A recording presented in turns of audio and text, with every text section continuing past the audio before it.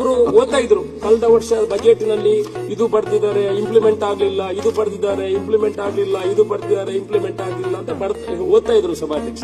ನಾನು ಅದಕ್ಕೆ ಒಂದು ಹೇಳುವಂತದ್ದು, ಎಲ್ಲರ ದೋಸೆನೂ ತೂತಿ, ಎಲ್ಲರ ಮನೆಯಲ್ಲಿ ಮಾಡುವ ದೋಸೆ ತೂತಿ. ಕೇಂದ್ರ ಸರ್ಕಾರದ ಬಜೆಟ್ ಕಳೆದ ವರ್ಷ ಮಾಡಿದ್ರು ಸಭಾಧ್ಯಕ್ಷ. ಅದರಲ್ಲಿ ಪ್ರಸಾದಂ ಅಂತ ಒಂದು ಯೋಜನೆಯನ್ನು ಆರಂಭ ಮಾಡಿದ್ರು. ನಾನು ಪ್ರಸಾದಂ ಯೋಜನೆಗೆ 100 ಕೋಟಿ ರೂಪಾಯಿ ಸಿಗ್ತದಂತ ನಮ್ಮ ಮಾಲಿಂಗೇಶ್ವರ ದೇವಸ್ಥಾನದ್ದು ಎಲ್ಲಾ ಪೇಪರ್ ಮಾಡಿ ಅದೆಲ್ಲ ಮಾಡಿ ತಗೊಂಡೋಗಿ ಅಪ್ಲೋಡ್ ಮಾಡಿ ಪ್ರವಾಸೋದ್ಯಮ ಇಲಾಖೆ ಕಳಿಸ್ಕೊಟ್ಟೆ ಸಭಾಧ್ಯಕ್ಷ. ಅಂತ ಸಭಾಧ್ಯಕ್ಷ ಇಂಪ್ಲಿಮೆಂಟ್ ಆಗಿಲ್ಲ. ಎಷ್ಟು ಕಡೆ ಬಂದಿದೆ ಸಭಾಧ್ಯಕ್ಷ? 3 ತಿಂಗಳಾಗಿ ನಾನು ಕೂಡ ಡೆಲ್ಲಿಗೆ ಹೋಗಿ ಮಾತಾಡುವಾಗ ಅವ್ರು ಹೇಳ್ತಾರೆ that scheme is over, no ಪ್ರಸಾದಂ ಇಲ್ಲ, ಏನಿಲ್ಲ. ಅದೇ ರೀತಿ ಇನ್ನೊಂದು ಖೇಲೋ ಇಂಡಿಯಾ ಅಂತ ಬಂತು ಸಭಾಧ್ಯಕ್ಷ ಕಳೆದ ವರ್ಷ ಬಜೆಟ್ ಕೇಂದ್ರ ಸರ್ಕಾರ. ಆ ಖೇಲೋ ಇಂಡಿಯಾದಲ್ಲಿ 24 ಕೋಟಿ ರೂಪಾಯಿ ಕೊಡ್ತದೆ, ಸ್ವಿಮ್ಮಿಂಗ್ ಪೂಲ್ ಮಾಡಬಹುದು, ಇನ್ನೊಂದು ಮಾಡಬಹುದು. ಈ should have minimum 15 acres of land ಅಂತ ಬರೆದ್ರು ಸಭಾಧ್ಯಕ್ಷ.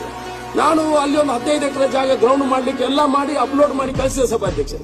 ಇವತ್ತಿನವ್ರಿಗೆ ಖೇಲೋ ಇಂಡಿಯಾ ಇಲ್ಲ, ಪ್ರಸಾದಂ ಇಲ್ಲ, ಯಾವುದೂ ಇಲ್ಲ.